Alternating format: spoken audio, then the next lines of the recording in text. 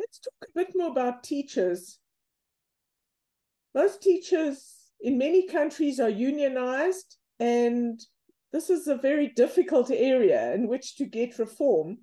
Can you tell us about how you thought about this? What challenges you had from unions? How were you able to move forward with teachers, which are so central to the kinds of education reforms most countries need? No, that's absolutely the most important challenge, and I wouldn't say not only a critical element but an essential element of any reform, right? Teachers must have the right motivation and must have the internalization that actually their job is not only to teach, their job is to make sure that all kids learn, which is not exactly the same, right? If my job is to teach, well, I teach. If you learn, good for you. If you don't, well, what can I do? Maybe you came without having had breakfast. There are problems at home, right? So it's your problem. Well, it's not, right? The problem, the challenge of the teacher, or the responsibility actually of the teacher, is to make sure that everyone learns, right? Noting that, yes, some kids will require more support, more help, and more attention than other kids. That's the way it is, right? But your responsibility is that everyone learns. So it was, given that, I think a key element was in order to implement a reform in which we were assessing teachers all for entering the profession and for promotions. I mean, they had to play ball, right? They had to go to the evaluations, right? So I think it was very important for us, first of all, to have a close working relationship with the union. It was easier because we were in a context in which we had the possibility to increase teacher salaries. But the deal was, well, we're going to increase teacher salaries, but not in a flat way, right? We were increasing teacher salaries, but some of you might get 70%, others will get 10, right? Depending on how they did in their evaluations, and also the entrance to the career will depend on assessments. So it was very important to maintain that dialogue with teachers.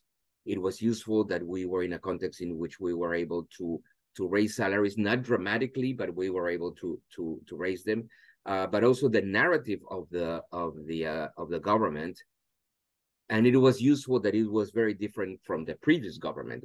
The narrative of this government was that teachers are the main partners of the reform, and there was nothing that we're going to be able to achieve if we didn't improve the support to teachers, and we count on them. And then the other element was to increase investments in teacher support and teachers training and coaching. We started with a shift. It didn't. It took time and was not completed. But I mean, we started the process of shifting the kind of training from something that was like the typical people going just to a room and get some training, to something in which the teachers will be coached by someone, by a more experienced teacher. So that was not easy. I mean, it was a complex dance with the union, but it was absolutely critical. And then let me finalize with one point there. It was very important that the public opinion was in favor of a meritocratic reform. That for public opinion, it was important that teachers were assessed, right? There had been in the past an impression that the failures of public education in the country were related to the capacity of teachers. So in that regard, public opinion was saying, well, yes, teachers should be assessed. So that was useful. But it was a combination of pushing towards public opinion the idea that, yes, teachers will be assessed, but on the other hand, teachers are the critical element in order to have any improvement on education. Very interesting. So I've circled around this. What did you achieve in Peru in your time as education minister? What were the big results in your view? So so there was there was an improvement in learning outcomes. I think in parts related to a different attention paid to the teaching profession. Obviously, we started recruiting teachers with different standards, but obviously that it would take time, right? Because I mean, changing the flow of teachers, you will change, you will and selecting them well. It's something that will imply a big shift only after some time. But I think, I mean, giving a different kind of support to teachers, paying a lot of attention to results. I mean, a lot of emphasis in the public discourse about what was happening with learning outcomes, right? A lot of discussion about that. And that was something that it was more in the news. What's happening with the learning outcome? Our kids are able to read or not, right? And then being able to show that, yes, there were some improvements. And we always say, oh, this is not enough, right? This is like climbing at the 8,000 meters mountain. And we have climbed the first 1,000. Great. That's important, but we're not there yet, right? But actually giving a lot of attention to learning and this improvement in learning outcomes, that was useful. The other, but that was on basic education. The other element that was important was the shift to full secondary.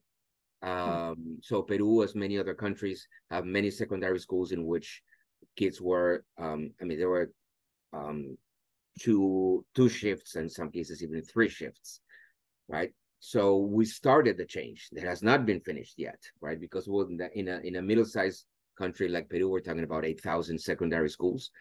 Most of them had 2 shifts. So we started the change to have what I would say a regular secondary. We call it full-time secondary, but it was a regular secondary, right? In which instead of being 3 hours in school, right, you would be from 8 a.m. to 2:30 or so, and then the school will be I mean, available for extracurricular activities and will continue being part of the life of young people and the community. So that was a big, a very important shift as well. And then the other big area in which we haven't talked about, it was the university reform, right? That we introduced a new regulatory body in order to define minimum standards for universities. That was a politically very complicated, but Peru, as many other countries, have had a large increase in the number of universities, many private universities, some of them extremely good quality, very good, but many others that were just diploma mills. So it was important to introduce a new body that will supervise the minimum quality and provide a license to universities. So that was also an important line of work during our times in the ministry. I liked your comment that Peru can't beat Brazil in soccer, but you could beat them in maths. So the question is, did you? Yeah. We did in Pisa. Yeah, in Pisa and some of the Latin American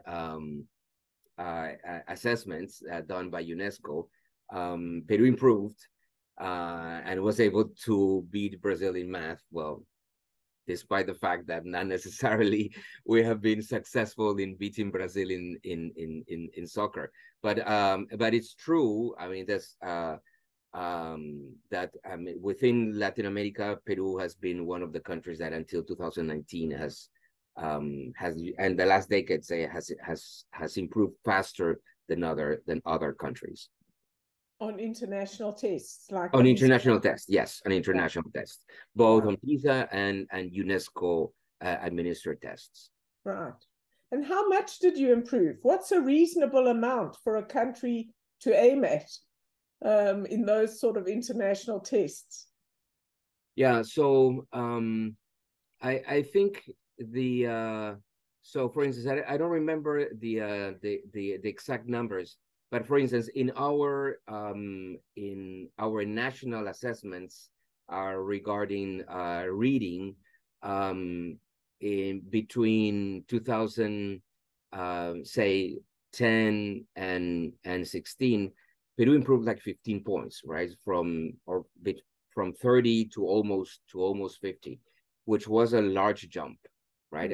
I think that was a very, very large jump. I would presume that improving more than 50% of kids being able to read with understanding would have been more difficult, or will be more complicated. But I think that's doable, right? So if you do have a shift of the school system towards a focus on what's really happening in the classroom and an understanding by the whole community that you are really there about learning, that can generate changes in the short term.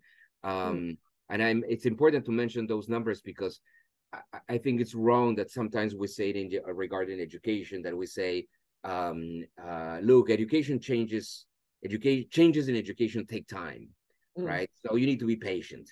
And say, well, of course, if you want to convert a middle-income country like Peru or South Africa and have the levels of Estonia or Finland, yes, that will take some time, true.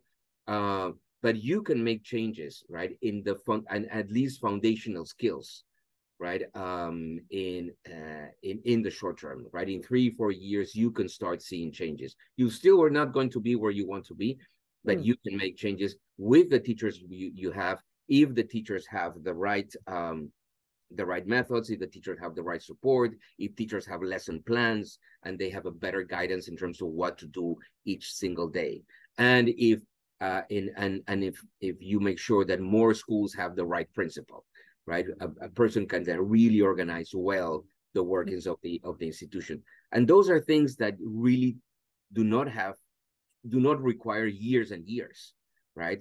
In order to make sure that all teachers have a good lesson plan, that's something that you can do and implement, even if you're starting from scratch, that you can do in a few years. So change can happen in the short run, and not necessarily education.